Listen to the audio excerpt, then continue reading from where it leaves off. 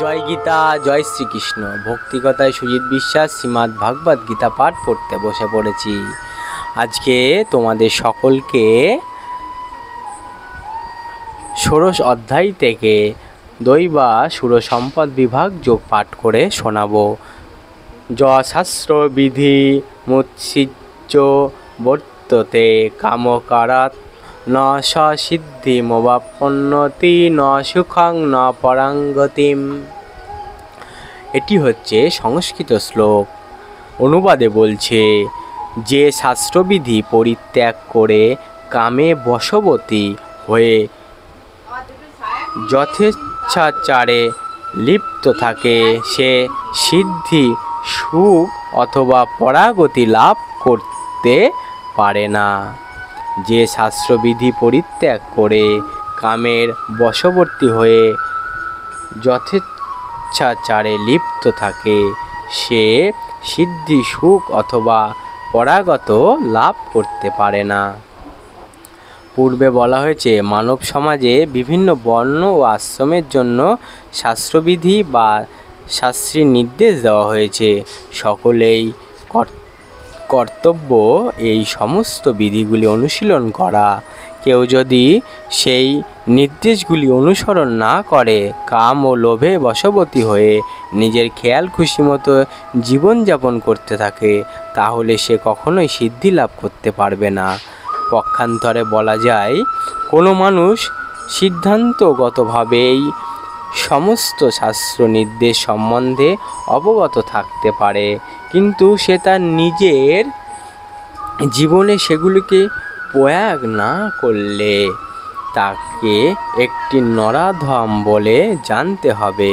মনুষ্য শরীর প্রাপ্ত জীবের কাছে এটি প্রত্যাশা করা হয় যে সে সুস্থ মস্তিষ্ক সম্পন্ন হবে এবং জীবনের সর্বোচ্চ স্তরে উন্নীত হওয়ার জন্য শাস্ত্র নির্দেশগুলি অনুশীলন করবে। কিন্তু সে যদি তা অনুসরণ না করে, তাহলে তার অধঃপতন হয়।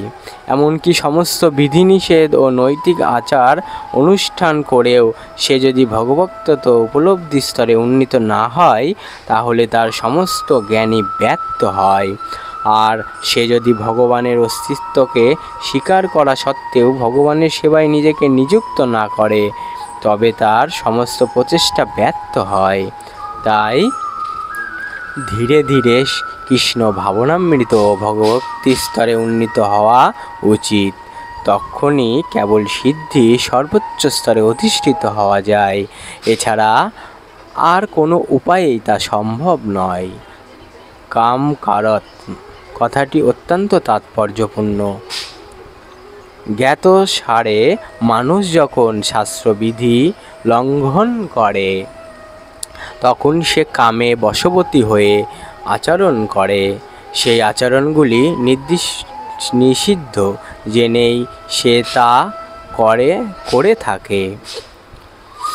একেই বলা হয় খেয়াল খুশি মতো আচরণ করা। সে জানে না শাস্ত্রবিধি অনুশীলন করা উচিত, কিন্তু তবুও সে তা করে না। তাই তাকে বলা হয় খামখেয়ালি। পরিণামে এই সমস্ত মানুষেরা ভগবানের দ্বারা দণ্ডিত হয়। মানব জীবনের যে চরম সিদ্ধি তা তারা কখনোই লাভ করতে পারে না। মানব জীবনের বিশেষ উদ্দেশ্য হচ্ছে জীবনকে পবিত্র করা, এবং যারা শাস্ত্রবিধি অনুসারে আচরণ করে না, তারা কখনোই পবিত্র হতে পারে না এবং যথার্থ আনন্দ লাভ করতে পারে না। হরে কৃষ্ণ, হরে কৃষ্ণ, হরে কৃষ্ণ। জয় গীতা, জয় শ্রীকৃষ্ণ। হরি বল, হরি বল, হরি বল, হরি বল। আজকে এখানেই সমাপ্ত করলাম। আবার কালকে শ্রীমদ্ ভাগবত গীতা পাঠ পড়তে আসরে বসবো। তোমরা যথাসময়ে চলে আসবে। হরে কৃষ্ণ, হরে কৃষ্ণ, হরে কৃষ্ণ, কৃষ্ণ কৃষ্ণ হরে হরে,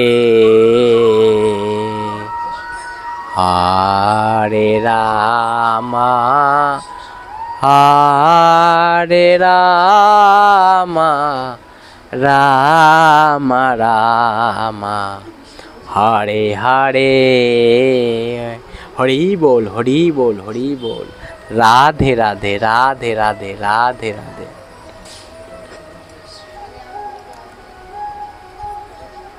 হরে কৃষ্ণা, হরে কৃষ্ণা, কৃষ্ণা কৃষ্ণা হরে হরে, হরে রামা, হরে রামা, রাম রাম হরে হরে, হরে কৃষ্ণা, হরে কৃষ্ণা, কৃষ্ণা কৃষ্ণা হরে হরে, হরে কৃষ্ণা, হরে কৃষ্ণা, কৃষ্ণ কৃষ্ণ হরে হরে, হরি বল, হরি বল, হরি বল, হরি বল, হরি বল, হরি বল, হরি বল। রাধে রাধে, রাধে রাধে। রাধে নাম যতবার বলবে মনে আনন্দ ভরে উঠবে।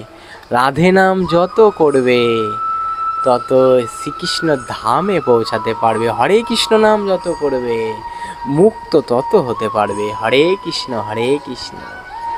মন খুলে বলো হরে কৃষ্ণ, হরে কৃষ্ণ। মনে কোনো ক্রোধ রেখো না। হরে কৃষ্ণ, হরে কৃষ্ণ। জয় গীতা, জয় শ্রীকৃষ্ণ। হরি বল।